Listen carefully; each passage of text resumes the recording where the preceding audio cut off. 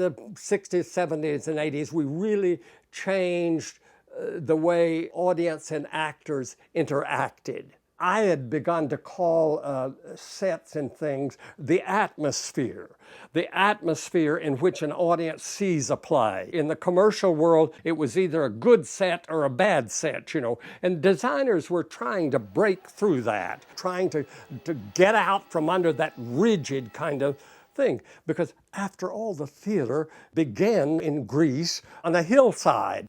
It's where the people are, is where the theater has got to be.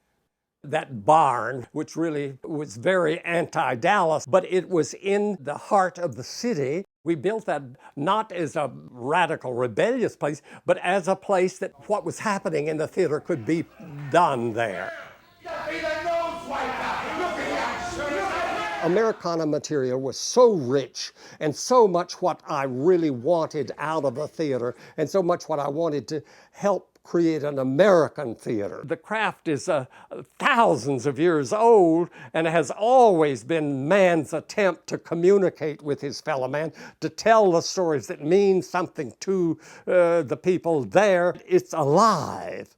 It's right in front of them, and they can touch it and feel it. I didn't just choose it, you know, like I like you, I don't like you. It was not that. It was more like you're creating a family, you're creating a son or a daughter. Talent without prejudice was my guide.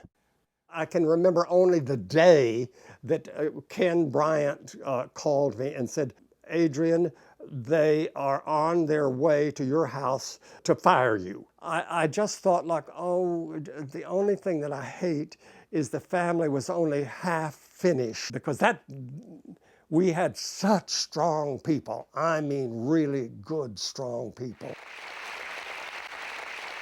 I finally took an apartment in New York again, 2012 or something like that. Then I finally gave up that apartment and came back in 2014. I had kept this house, this little house, and as the Alzheimer's really closed in on me, I just closed the world off as much as I could. My mother, the last 2 or 3 years, she really recognized nobody. She recognized me, but it was always the people that were attending her. They would dress her and diaper her and the whole thing. That is not something that I hope that I don't live that long.